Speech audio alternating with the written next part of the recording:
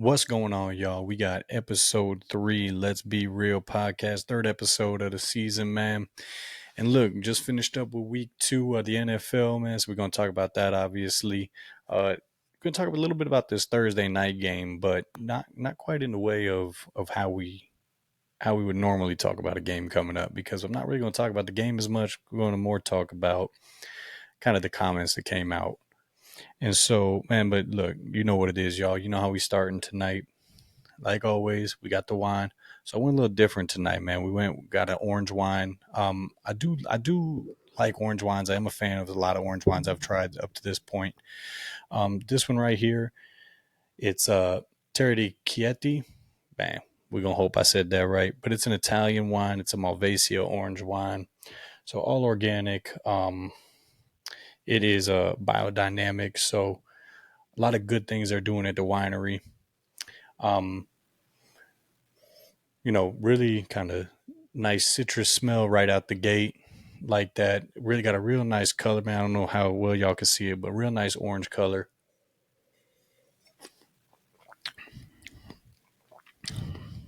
Pretty balanced, man. Um, what I would say, so you get kind of like a lemon, almost like lemon zest right out the gate, um, and a ton of honey, and it's. I would almost say you get kind of like a bitter aftertaste. Like if y'all have had aperol before, it gives you kind of like an aperol kind of bitter aftertaste. Pretty balanced everything, man. Like I said, something like this, chilled. It's still hot where you at. I know I'm in Vegas, man. It's still mid 90s, almost 100. So this is a really nice wine for it being hot out. Um, Kind of mid for me. I don't know if I'd get this one again.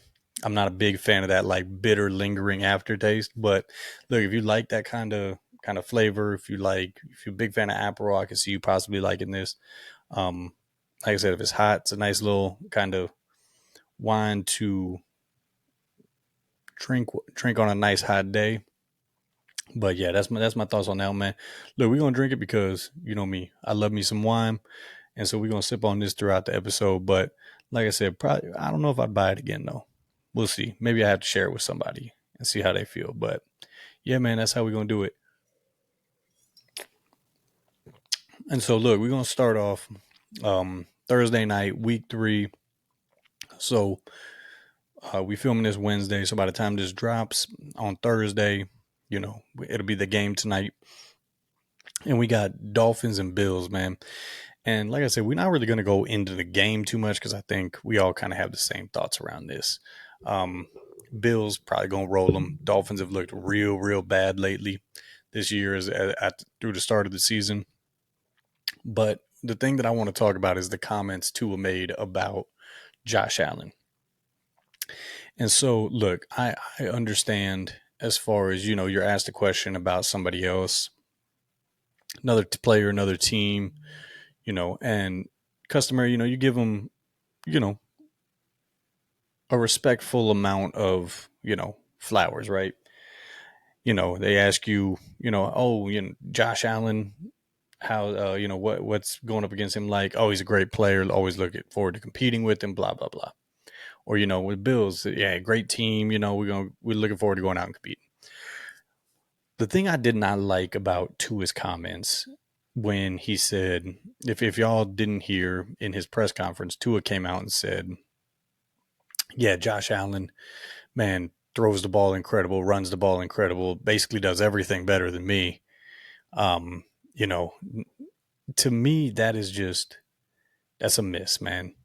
There's a, there's a, there's a line between, like I said, giving, the, you know, respectful response of, he's a good player and coming out and basically just talking about him like a coronation of him and why he's so much better than you at everything. And the reason that's big for me is because one, you're already on a team that's flailing, right? You're 0-2, hasn't looked good. Um, a little bit of dissension in the locker room, and it's a conference rival. You know, you already have a bad record against them, and so basically, what you're telling your organization, your team, because y'all make the same amount. Tua, Josh, right around the same ballpark as far as how much they make. But you're telling your team that you're not the guy to get them past this. You're not the guy if they're looking to beat Josh Allen and the Bills, you're not the guy for it. And so I always look at it if it was to come down to a playoff situation or even just looking at the outlook of your season, when you have your quarterback up there saying, "Yeah, no, he's better than me at everything," like I like different class. How am I supposed to believe that we can go into a building and win, or how we can go into they can come into our house and we can win in a meaningful game? And so to me, it's just look. Tua typically has been somebody where he always says the right things, but to me, that's just it's a terrible look coming from your captain, your quarterback, the guy who essentially, quarterback's supposed to lead your team. And when your leader's out there talking about, you know, this guy is better than me at everything, it just doesn't instill a lot of confidence in a team, and especially a team, like I said, that's already dealing with a lot of issues on it. And so, yeah, to me, it's just, again, I was not a big proponent of paying Tua in the first place, but it's his own comments are almost justifying why they shouldn't have paid him what they paid him. And so that's my thoughts on that one, man. And so moving on, man. Look, we're gonna do our Sunday recap, some of the big games, some of the games I thought were important, and then Saturday we'll drop the episode as far as the look ahead for the games on Sunday and Monday. But look, we're gonna start off, man. We're gonna go with the Jags and the Bengals. So Bengals outlasting the Jags 31-27. Obviously, the big news coming out of this one is Joe Burrow out for 3 months. Well, out at minimum looks like 3 months. And we're gonna get to that, but I just want to start off with one, like, as somebody who was high on the Jags coming into this year, this is a bad loss. This is a really, really bad loss. And it's a loss that kind of justifies, if you didn't believe in the Jags, this is the loss that it shows that why you don't believe in them. Because this is a game that Joe Burrow goes down while you're in control. This is a game, it should be a walk away game from then. Like, shouldn't be any issues. Trevor throws 2 picks. I know one for sure in his own red zone, like in the red zone for them. It's just, again, it's a game you can't lose. You cannot lose a game where you're in control, in the lead, and the other team's quarterback goes down. And, shout out Jake Browning.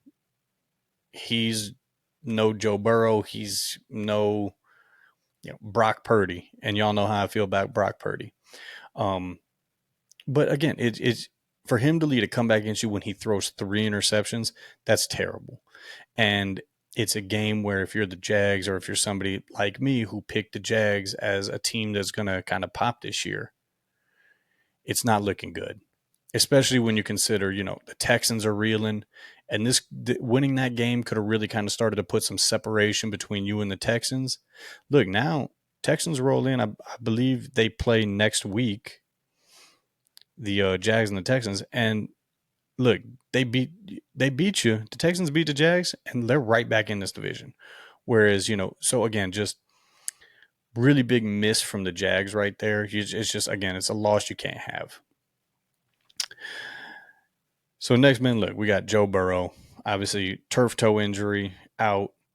And so I kind of want to look at this from, obviously, wish him the best with the surgery and hopefully he gets back out there. Because obviously, nobody likes to see injuries. We all want to see the best players out there competing. But what I want to talk about is kind of what this looks like for his future, right? Because, I mean, look, he just got paid. Bengals are kind of, locked into him right now. But we're also talking about a guy who's had in 6 seasons 3 major surgeries. Now, granted, different parts of the body, but still, it's not the same, but similar to, concerns that people kind of watch Dolphins had with Tua, right? With the concussion stuff. Like I said, totally different thing, totally different injury. But when you're talking about half the seasons you play, you have a major surgery and you're missing significant games, that's a problem. And it's unfortunate because Joe Burrow is one of the best quarterbacks in the league, but the old saying, best ability is availability. It doesn't matter how talented you are, how great you are. If I can only count on you for 50% of the seasons, that's not a great place to be organizationally and as the player. And so, you know, obviously, again, wish him nothing but the best. Always want him. I want every player to be healthy. We always hate to see injuries, but this has now become a trend where you can kind of say like he's extremely injury prone, and the way he plays, because he's not mobile, he's not escapable. So he's a guy who does sit in the pocket and really just try to deal from the pocket. And he's a guy who he's not getting the ball out quick a lot. He's looking to make big plays, big throws. And when you do that, you put yourself at risk for bigger hits, especially on a team where the offensive line has always left a lot to be desired. And so, just looking at that, man, we'll have to see how these next couple seasons go, how he recovers from this. But, you know, I think this is now becoming kind of a worrisome thing around Joe Burrow, especially if you're that Bengals organization who just paid him. And again, you can only count on them for half the seasons to be there full time. And so, now the big thing is, can they tread water? They say he could be out. They said earliest he's back probably because of the surgery, about 3 months. That puts us mid to late December. And look, it's not an easy stretch, but it's not a terrible stretch either.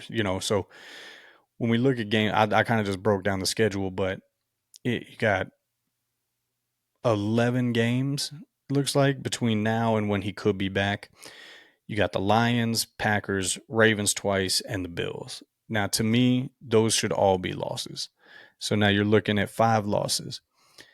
Outside of that, you got the Vikings, the Broncos, the Steelers twice, the Jets, and the Patriots. To me, that none of those seem like an easy win with Jake Browning as your starting quarterback. Maybe you could say the Jets, maybe the Patriots. But I mean, to me, so at best, if you win every game that I would consider a toss up or you might have a slight advantage, you're 6-5, meaning you're 8-5 when he gets back, if he gets back almost as soon as possible. So to me, it's just, again, I picked him to miss the playoffs. I didn't think it was going to be a result of Joe Burrow being hurt. But I mean, if they can get out of this 6-5 and 8-5 and he can get back as soon as possible, the end of their season is pretty light. They might have a chance, but again, I can't see him going 6-5 over that stretch. I think maybe you walk out of that with 4 wins, 4-7 to put you at what 6-7 when he gets back, which means you're at 9-7, 9-8, yeah, 9-17, 9-8 team, whatever it is. But yeah, to me, again, it's just looking like another season where we don't see the Bengals and Joe Burrow in the playoffs, which to me kind of also brings into question. I know he's a top 4 talent, but whenever we talk about this quarterback hierarchy, it's like, the 4 constants are Mahomes, Josh, Lamar, and Joe. I think that 4th spot this year, especially if they miss the playoffs, when we're going multiple seasons not seeing Joe Burrow in the playoffs. Now, granted, it's got a lot to do with their defense, got a lot to do with their offensive line, got a lot to do with health. But look, that's how we judge quarterbacks. I'm not solely a quarterbacks win person. I'm not a huge fan of it. Similar to how I view a lot of sports. I like to look at the individual themselves, and Joe Burrow's got the talent. But I also have to take into injury concern, and you got to win. You got to be able to at least get your team to the playoffs. And so I think we could definitely see that kind of top 4 solidified turn into a top 3 solidified, especially if we see them miss the playoffs this year.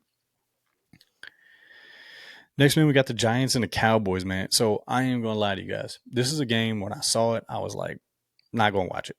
I had the four games on the TV. This was not one of the games. So I did end up, when you see the score, it's like, oh man, okay, overtime, 40-37. Cowboys won. I got to go back and watch this game. And so went back and watched it, man. Look, kind of my takeaways from this is, one, I think Russ bought himself some time, right?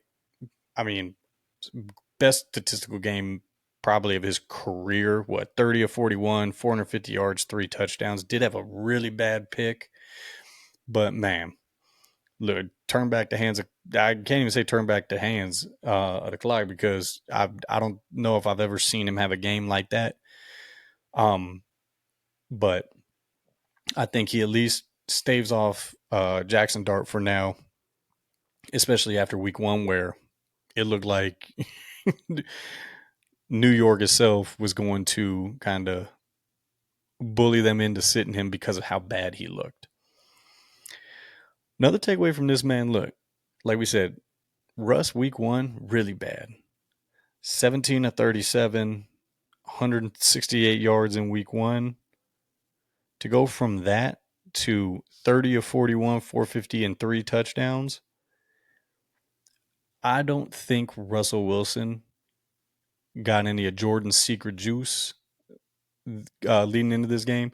So what that tells me is this Dallas defense, I thought it was going to be bad after the Micah Parsons thing. This defense is horrendous. This is a horrendous defense. You let the Giants put up 37 on you. Russ put up 450 and 3 touchdowns. That's bad. And again, it'd be one thing, if, and you know what, let me put a pin in that actually. And I think Dallas is telling you that this defense is in trouble because they went out and signed Jadeveon Clowney this week, right after the game. And so, to me, you're going out getting Jadeveon Clowney, who, in his prime, really good pass rusher. Now there's a reason why he was sitting at home as a free agent. This is signaling to me that if you're the Cowboys, this signing and the way your defense has looked, you're waving a flag on, we lost this trade. And so what I was going to say is, with your offense looking this good against, look, the Giants are supposed to have a really good defense. That front line is really, really good. But you have a Dallas team that the offense looks as good. I think it's fair to say that Jerry fumbled this season away with this Micah Parsons trade. And I know you can sit here and say, oh, well, no, because this was a future thing. Like, they got the 2 picks, like, this they're planning out for the long term. That's not what Jerry said. Jerry said this was a move to win now so they could stop the run. Which, I mean, I think in the 2 games it's something like 80 yards.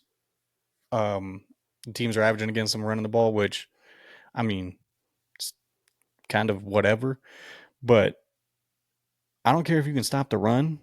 If you're giving up 450 yards of passing to Russell Wilson, who was arguably the worst quarterback in week 1 and on the verge of being benched, that's a miss. And so, like I said, Jerry came out and told us, no, we're going for it this season. This was for winning now. And you now have an elite offense with one of the top paid quarterbacks, I think the top paid quarterback, one of the top paid wide receivers. And what you're missing is a game breaker on defense. And I'm going to tell you right now, Kenny Clark ain't it, and Jadeveon Clowney isn't it. And so, you look at the Packers defense, how just great. It went from a really good defense to what looks to be a great defense. Can't help but think, if you're the Cowboys, what that defense would look like, and kind of how much he could cover up of how bad that defense is now. And honestly, would Dallas be legitimate, contenders. I wouldn't say for a Super Bowl, but to make some noise in the NFC. And so to me, this was just a referendum on Jerry and how badly he messed up this situation. Look, man, next one we got Lions Bears. So look, my bad, y'all. Lions fans, my bad. Bears fans, tough one for us if you was rooting for them. And yeah, man, because look, I legitimately thought, Ben Johnson coming back to Detroit, um, you know, the Lions losing both coordinators, looking how they did in week one. I thought this might be the end for the Lions. Like Bears come in, win, and we're sitting here this week talking about, oh, Lions run is over. And I said that on the last podcast. Anything but that. Lions look like they're back. Again, I do still have my reservations around the Lions just because you lose both your coordinators. It's tough. Most teams don't have a similar or better season than they did the year when they lost coordinators. Now, the Lions had an incredible season last year, so even if they, don't have the same or better season, better would be incredible. But um, even if they have a little regression, they're still a great team. And look, that's what they showed you. Now we'll have to see kind of how that looks against a real team like the Ravens this week. Um, I think this is going to be a real big kind of. It's going to show us two things. One, it's going to show us if the Lions really are who we thought they could be coming into the year, even with the coordinators' losses, and week one was just kind of a bad week one blip. Or is it no, the Lions are not the same team they were, and the Bears, it's even worse than we thought for the Bears.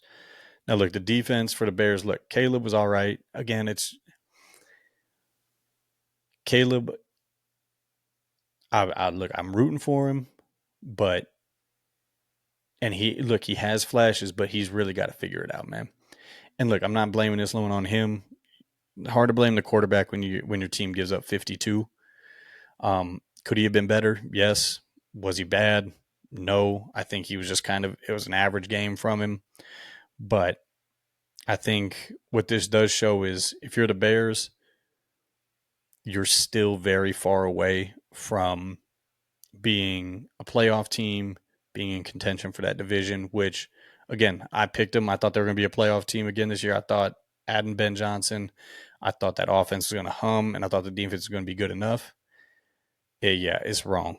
And like I said, the Lions, I don't know if this proves they're back yet. I need to see this next week against an actual team, but definitely trending back in the right direction as far as, looking like a team that could be legitimate contenders like they were last year. And man, look, we're gonna move into Bucks and Texans, man. Another really, really great game. Um, and look, Bucks take the win 20-19 with the, final drive by Baker. And look, man, hats off to Baker. This dude is a baller, man. Fourth quarter, overtime, game winning drives. This dude, big games, he comes to play. May not be the best quarterback quarters 1-3, may not look great. I think he's a really, really good quarterback. I think he is kind of that bottom tier elite quarterback. But man, when you put him in crunch time, he is elite. And so, look, Texans, that defense is serious. That defense is something serious. So, I think what Baker and the Bucks showed with this win this week is that they are legitimate contenders. Again, their defense held up enough. We got the Texans. We got to see what this offense actually ends up being. But I think the Bucks offense with Baker and look, you got Godwin coming back. You got their old lineman coming back. Can't remember his name right now, but that offense, it's only going to get better when it gets its pieces back. Abuka, as he grows throughout the season, that offense is going to be something serious. And for and Baker to march down the field on that game-winning drive. Baker running had a couple big runs during that game and some big throws. The one to Ibuka hurt me because he's on my fantasy team. But look, that's a ball Ibuka is going to catch most of the time, and it was a great throw. But look, he overcame it, drove him down the field. And what I'll say about the Bucks and why I'm going to put them in this contender category is one, like I said, Baker with how he plays in big games and in big moments. I'm going to trust that moving forward. I think they got the weapons for it. I think their defense does enough. And when you look at just the top tier of the NFC, we're talking about the Eagles. And look, the Eagles' last loss was to Baker and the Bucks. Baker and the Bucks always play them tough. And so I think, look, Tampa Bay's done nothing but add more weapons. And if I was going to pick a team right now that I thought could, in the NFC, beat the Eagles, my bet would be on Tampa Bay. I think the Eagles would be favored in it. Although, look, we're going to talk about them in a minute. They haven't looked great, but if you were to tell me that the Eagles are not in the Super Bowl, I would pick the Bucks, and it's who I have going to the Super Bowl this year. So I do feel somewhat good about that pick. And the other side of the ball, man, the Texans, it's starting to turn into panic time. I'm not saying full blown yet, but look, you got a big game this week, division opponent. If you win, everything's good. It's, we can turn it around. We're right in the division. But if you lose this game against the Jags, that's full on, alarms going off, panic time. Because look, I don't know what it is. I was one of the people who I really liked CJ Stroud coming out. I thought he should have been the number one pick on that. And look, through his rookie season, that's what it seemed like. But he's had a clear regression. And, I don't know if that has to do with the OC or what's going on, but I can't even say it's like an offensive line thing because his rookie year was probably the worst offensive line he's had. And so, yeah, it's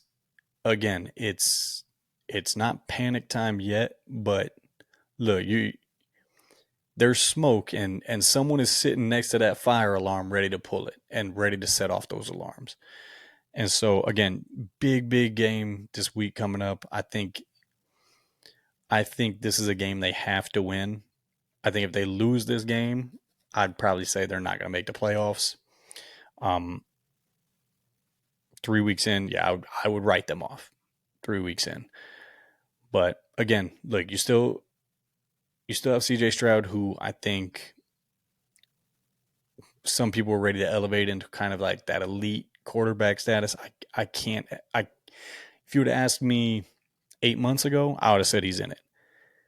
Now, after just what we've seen over these last couple of years, it's hard for me to put him there. Now, I'm not saying he can't get there, not saying he shouldn't be there, but to me right now, I can't have him in that elite category. I think he's a good quarterback, and so you can win with good quarterbacks, but yeah, we're going to have to see how this next week goes and kind of moving forward because to me, they look like a team that's got a great defense and some problems on offense, and they don't have a quarterback good enough to overcome those problems on offense.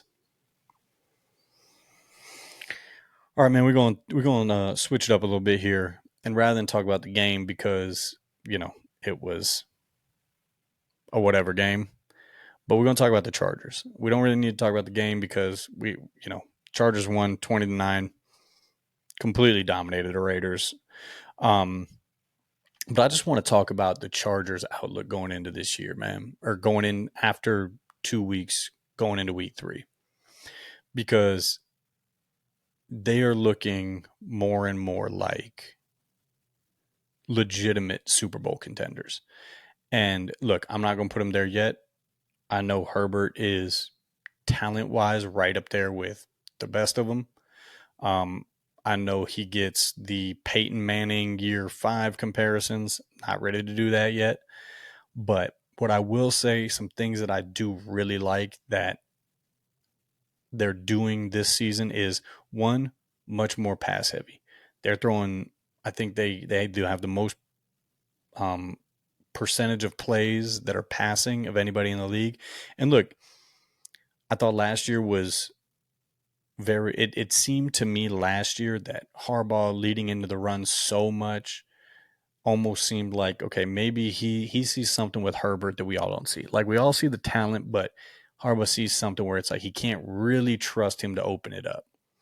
And so look, I think this Harbaugh doing this, putting a lot of trust in Justin Herbert. I like that. I think one of the reasons we've seen him flop in the playoffs, especially last year, where, 3 picks, more picks in the playoff game than he had all year.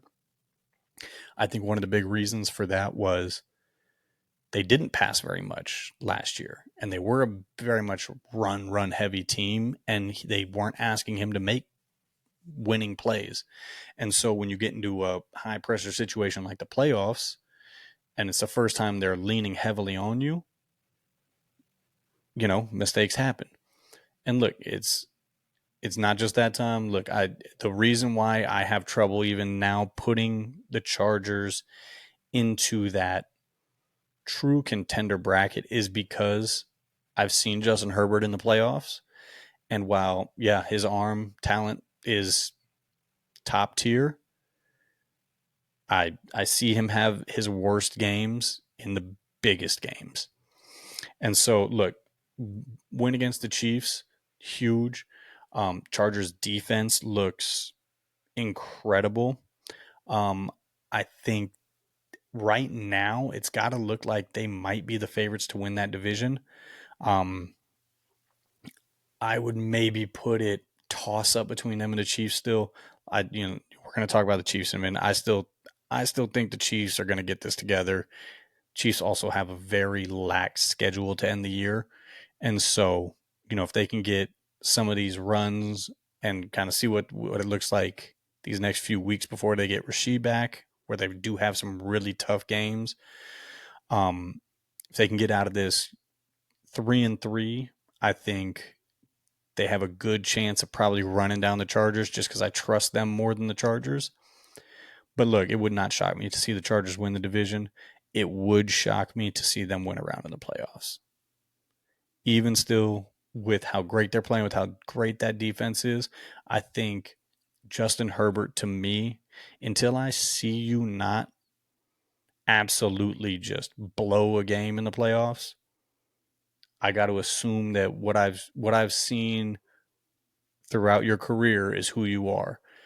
And what I've seen is a guy who, again, pressure turns up, games get tight, big games, and he folds. And so, look, if he's but what I will say is this: if he is able to figure it out this year, and that's not the case, then yes, I think this Chargers team is something serious and is a true contender. But again, it's I look at this very, very similar to how I look at the Packers with Jordan Love. It's your season to lose, and it's going to be on the quarterback. And so how they perform this year, how they perform in the playoffs is going to be very telling to and directly correlate to how these teams finish, whether it's a first round exit or in the Super Bowl playing each other. And so, like I said, I kind of right now put them on the outside bubble of true contenders. But again, if Herbert is going to be that guy, figure it out this year, then I would say they have as good a shot as any team in the AFC to go to the Super Bowl. And look, as promised, man, we're gonna get to the Chiefs and Eagles. And look, the Chiefs and Eagles one, we're gonna get into some things because Obviously, the tush push is a big, big topic. But first, I'm gonna go. We're gonna talk about the game first, and so we're gonna start with Kansas City. And so, look, I know all of you guys want me to come on here, and look, y'all know this is a weird spot because I'm an Eagles fan. I also really like the Chiefs. I really like Pat. So, um, but anyways, I know y'all want me to come in here and with the Chiefs talk about, oh, it's panic time with the Chiefs. It's panic time with the Chiefs. Look, 0-2. It's not panic time for the Chiefs yet. It is not panic time. And look, and I'm not even like slightly panic time. I am not worried at all about them as of right now. Now, you lose to the Giants, we can have a talk. And yes, I look, I'll go out and ring the bells myself. But when I look at, 0-2, I got to look at one, I got to look at the competition, right? So, first game you play the Chargers comes down to, you have the play stopped. Chris Jones makes a play and doesn't, try to shoot the gap. If he holds his lane integrity, you're looking at Patrick Mahomes with the ball, a little over a minute with a chance to go win the game. I like their chances in that. You lose that game. Game two, playing the Eagles, lose at 20-17. Biggest play of the game is you're on your goal line, pass to Travis Kelce that he catches 99% of the time. Hits him weird in the hands, pops right into Makuba's lap, and that's the story of the game. 10-point swing, you lose by 3. You also missed a field goal during the game, which typically doesn't happen. They got one of the better kickers in the league. And so, it's hard for me to panic when you take a team what we are all now considering with the Chargers as, oh, they might be legitimate contenders, one of the best teams in the league, lose to them by one possession. And then very next game, Super Bowl champions, are arguably the most talented team in the league, and you play them to one possession, and you really give that game to them. And you're doing all of this without your number 1 receiver and your number 2 receiver. Now, the things that do worry me, haven't been able to run the ball. I know listening to a lot of people, they my thoughts are this. And again, I'm not some expert football analyst, but to me what it seems like, again, missing your receivers, well, no, Rashee Rice and Xavier Worthy aren't going to, help their yards per carry directly. But when you have 2 weapons on the outside that absolutely need to be accounted for because they can beat their men consistently, to me that opens up the run game more. Now, Pacheco will have to see. He doesn't look like he's the same since he broke his leg. Kareem Hunt is what he is, great for 2 yards. But the run game definitely needs to improve. I think getting Xavier back, getting Rashee back will somewhat help it, but I think the run game definitely needs some help. And I think, look, I know it's their best chance to win right now, but I also think that Patrick, him leading the team in rushing significantly, and look, his runs have been great, but that is not a recipe for sustained success throughout the regular season. So I don't like that either. Again, I think a lot changes when you get your weapons back. We'll see what it looks like when they get Worthy back this week. And again, we'll see what it looks like when Rashee gets back. Travis Kelce, look, couple rough moments in the first 2 games. But also some big plays. And so, he'll need him to kind of figure it out.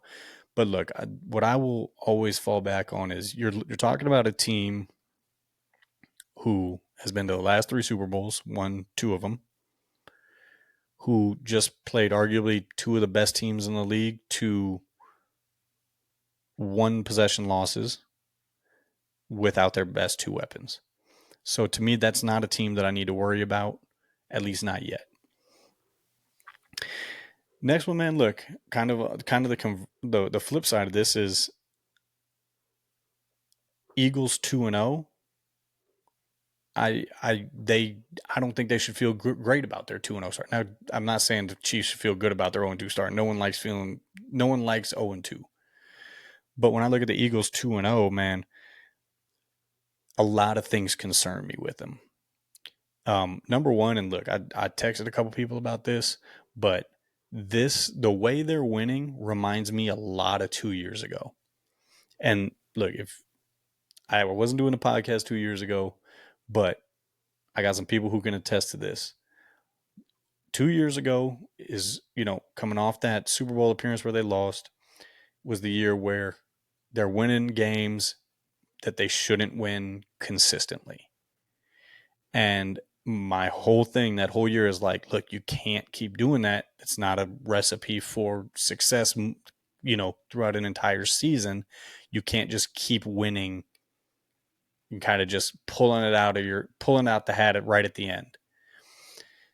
And this is seeming to me to be a lot like that season, is how that's shaping out to me.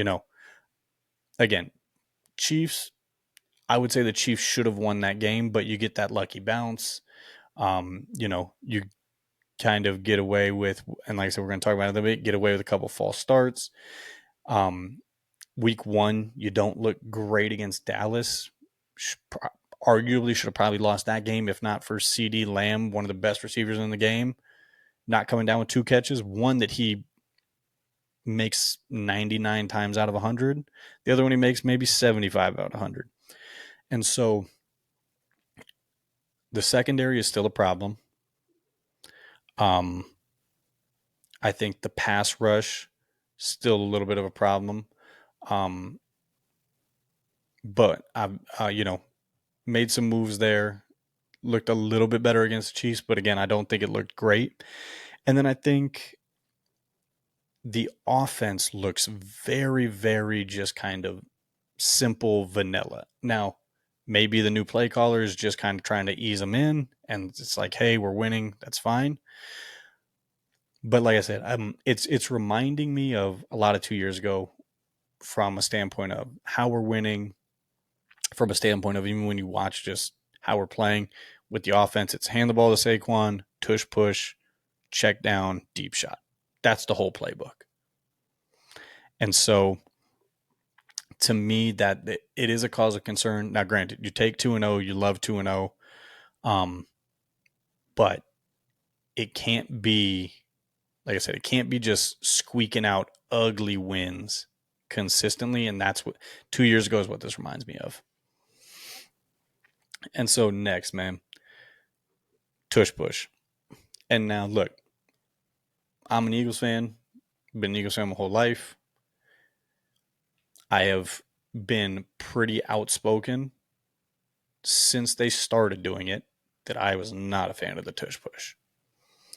And so to me, what I'm going to say right now is I fully expect the tush push to be banned at some point, at the latest next year. I would not be surprised if something is done mid-season at this point, because I think, one, you had on national television, Tom Brady, very respected, person in our league or in the NFL, came out and talked about how bad of a play it is. You had other people on that broadcast talking about how they're over it and how it's a terrible play. And so when you get that kind of national spotlight on something, that alone is a problem in itself. You couple it with the fact of, one, it's terrible, terrible entertainment for the TV. Terrible. Look, I love football. I love watching football. I don't love watching the tush push. It's just not exciting to me. And one of the reasons is, aside from just, I don't want to see a dog pile. I can go out and watch kids on a playground. That sounds weird. I can go. You get what I'm saying, though. A dog pile is just not is not what I expect to see in an NFL game. Um, I also think that when you couple these things with the fact of it's impossible to spot it, they had the one that they called short, and everyone on my Twitter feed talking about, oh, it's clearly in. It's not. You will never get a clean spot on that. No one ever knows where the ball is, where forward progress is stopped. It's impossible to spot it. Next, it's clearly impossible to officiate. Look, there's been videos online going back 2 years when they started doing this of continuous false starts. You had Jason Kelsey on the Kelsey's podcast 2 years ago said the league reached out to them saying, hey, you guys are lining up in the neutral zone. That is still happening. The center is over the ball, which he cannot be. So again, it's too many bodies, too close, too hard to officiate. And when you do allow a team to false start on it continuously over a 2 year period, because the big thing is, oh well, everyone's argument is, well, the Eagles are the only ones that can do it. It also looks like the Eagles are the only ones that are false starting consistently. And look, I'm not blaming them. Like, look, I was an athlete, and I'm a big proponent of, if you can get away with something, get away with it as much as you can until they start calling it, which is what they're doing. But again, when it's spotlighted on national television multiple times in the same game, it's brought to the referee's attention in the game, coupled with the fact of, analysts saying that they don't like it, respected people in the game saying they don't like it, the commissioner of the NFL does not like it, officials are unable to officiate it correctly. It's a play that can't stay in the game. And look, and I've also been a big proponent of the fact of, you're allowing offensive players to push their guy forward. You do not allow defensive players to basically stack up and push their guys forward. That's a penalty on the defense. It's not on the offense. To me, that is a clear unfair advantage of something, and it's just something I'm not a fan of, on a play that already gives you a clear advantage. And again, it's just, I go back to, my last point will be just the Chiefs game is, look, that last play, that last tush push they ran, Chiefs come out with the ball, and it's impossible to know. It's impossible to know if maybe the Chiefs did get it, maybe they didn't. But if the referees come in and say, well, the Chiefs got the ball, we're giving it to the Chiefs, then all we would have seen and all we would have heard on Twitter everywhere is, oh, look, there you go, the referees for the Chiefs again.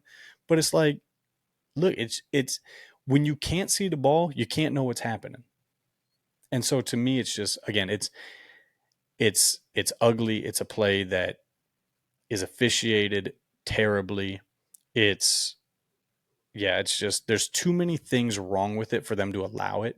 I think what you'll probably see here in these next couple of weeks is a huge emphasis on those guards jumping it or lining up in the neutral zone.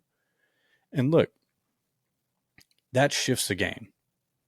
Now, look, I'm not saying the Chiefs win if they, with all that, not saying that at all. I think the Chiefs played poorly. I think the Eagles played better, but not great. And the Eagles deserve to win.